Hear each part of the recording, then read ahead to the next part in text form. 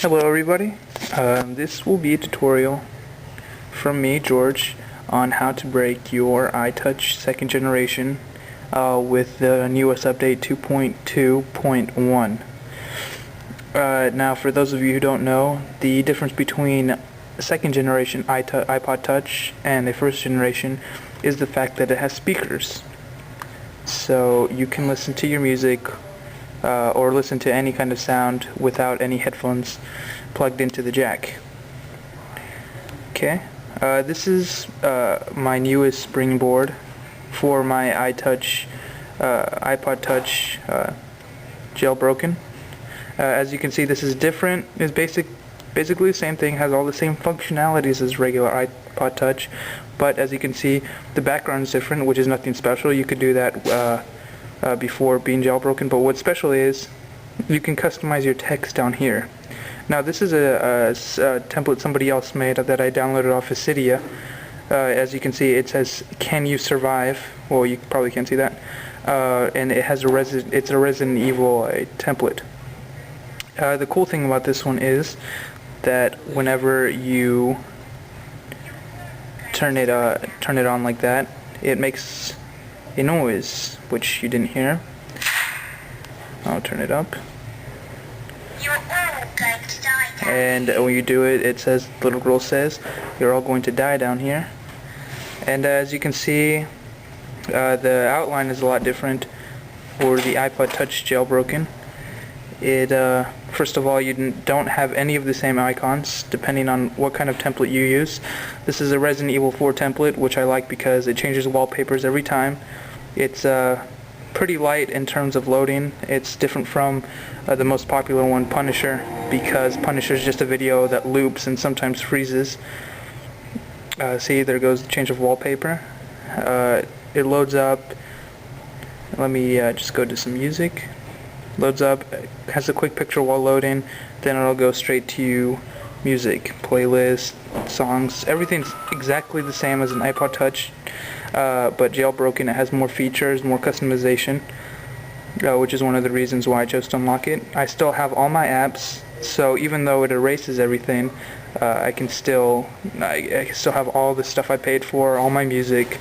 I just had to re-download it from iTunes, since all my songs and all my purchase applications are tied to my iTunes and not to my iPod Touch. So no matter how many times you delete it, I will always get it back. Okay, so let's get this started. I'll be showing you how to jailbreak your iPod Touch untethered jailbroken, which the difference between a tethered jailbreak and an untethered is tethered. If you ever turn off your iPod Touch and turn it back on, you'd have to re-jailbreak it all over again. For the sake of this, you can't really see that well, so I will be changing my template to Windows XP Vista. Vista.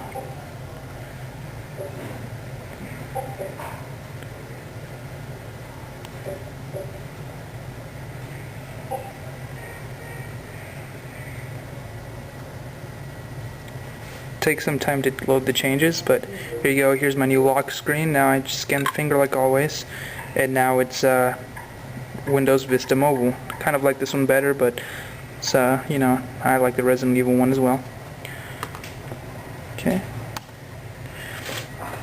The first thing you'll need to start this will be an iPod Touch, of course, 2nd generation with the latest update 2.2.1. An iPod cord plugged into your computer, and your iPod all set and ready to go. This is actually a very easy process. It's easier to jailbreak an iPod Touch now with this update in this generation than it has been in the past.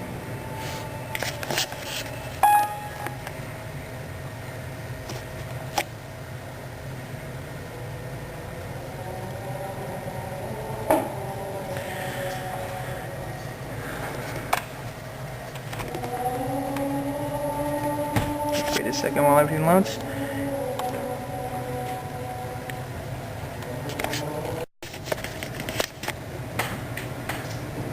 Okay, now that Mozilla finally fucking started up, piece of shit. What you want to do, since Mozilla's homepage is already set to Google. You want to type in Quick Freedom. Now this is, right now, it's only available to Windows users to jailbreak the iTouch this way when I'm writing this video, or when I'm making this Quick Freedom.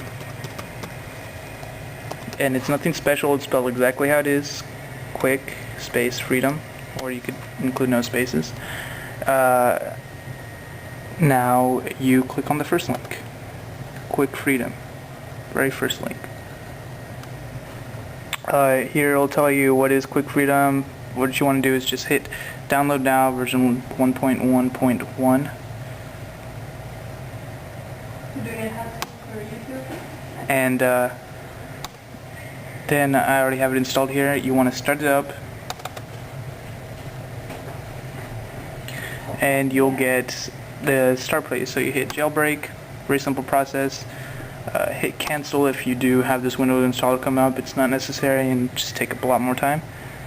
Okay, step 1 is to make sure you have libusb installed.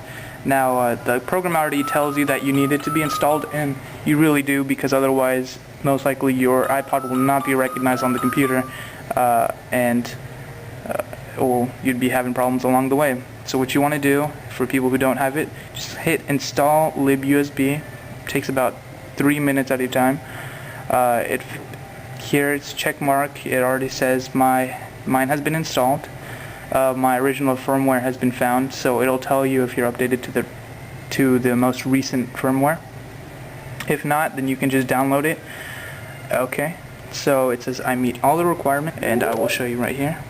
So I can hit next. Okay, and it says to create your custom firmware, select if you want to include installer. Installer basically is a program on the iTouch, and I will show you right here. Installer is this little thing right here, and what it does is it has a whole bunch of sources and free apps for the iTouch, different themes for it. Although I find Spring this is not as good as Cydia, the other one that comes with it.